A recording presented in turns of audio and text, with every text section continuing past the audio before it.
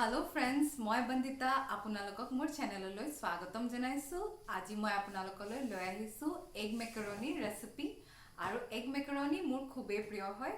আহকচোন কেনেকৈ বনাই চাওহি। মই পিয়াজ এটা কাটি লৈছো, গাজৰ এনেদৰে দীঘল দীঘলকে কাটি লৈছো, নহৰু আদা পেষ্ট 1 চামুচ লৈছো, নিমখ 1 চামুচ লৈছো, জলকীয়া গুড়ি 1 চামুচ লৈছো, টমেটো কেচাপ 3 চামুচ লৈছো, জালুকৰ গুড়ি আধা চামুচ লৈছো, বইল ডিম দুটা এনেদৰে সৰু সৰুকে কাটি লৈছো, 2 কাপ মেকাৰনি লৈছো আৰু ৰিফাইন তেল লৈছো। প্ৰথমতে এটা সসপেনত আমি মেকাৰনিখিনি বইল কৰি লম। বইল কৰিবলৈ 2 মগ পানী দিব।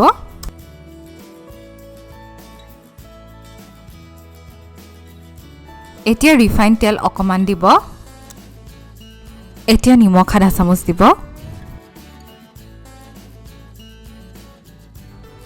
তাৰ পিছত মেকাৰনিখিনি বইল হ'বলৈ পানী দি দিব।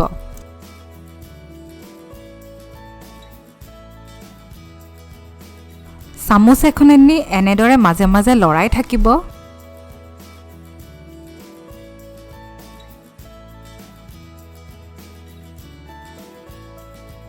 এয়া চাওক আমাৰ মেকাৰনিখিনি ভালদৰে বইল হৈ গ'ল। এতিয়া আমি ভালদৰে পানীখিনি পেলাই মেকাৰনিখিনি সেপাৰেট কৰি পেলাই থৈ দিম। এতিয়া কেৰাহী এখন ল'ব। মই ননষ্টিক কেৰাহী লৈছো। কেৰাহীখন গৰম হৈ যোৱাৰ পাছত ৰিফাইন তেল দিব। ৰিফাইন তেল মই 2 চামুচ দিছো। যেতিয়া তেলখিনি গৰম হৈ যাব তেতিয়া আপুনি কাটি থোৱা পিয়াজখিনি দি দিব। পিয়াজখিনি সটে কৰিব। যেতিয়া দেখিব যে পিয়াজখিনিৰ ৰংটো গোল্ডেন ব্ৰাউন হৈ গৈছে তেতিয়া আপুনি নহৰু আদা পেষ্টটো দি দিব।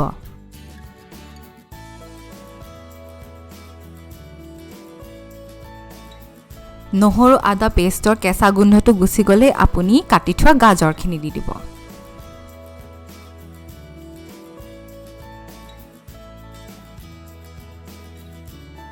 এতিয়া নিমখ আধা চামুচ দিব।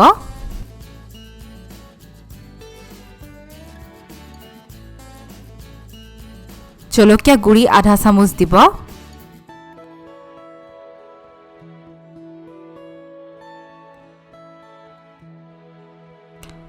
টমেটো কেচাপখিনিও দি দিব।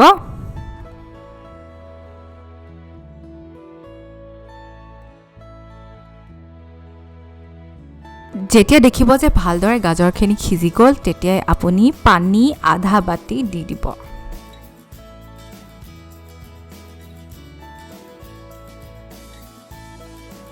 এতিয়া পানীখিনিত বইল এটা আহিবলৈ দিব।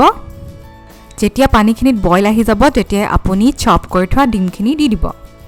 এতিয়া গোটেইখিনি ভালদৰে মিক্স কৰিব।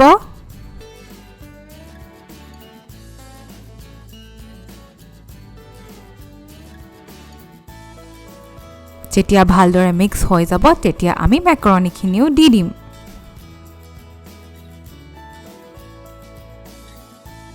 এতিয়া গোটেইখিনি ভালদৰে মিক্স কৰিব।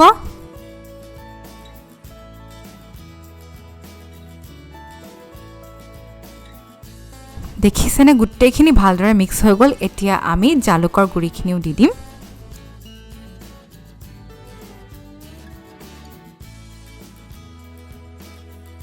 এয়া চাওক আমাৰ এগ মেকাৰনি একদম ৰেডি হৈ গ'ল। আপোনালোকে যদি এই ভিডিঅ'টো চাই ভাল পালে তেতিয়া হ'লে লাইক, শ্বেয়াৰ আৰু সাবস্ক্ৰাইব কৰি দিব আৰু মোক কমেন্টত জনাব যে কেনেকুৱা লাগিলে।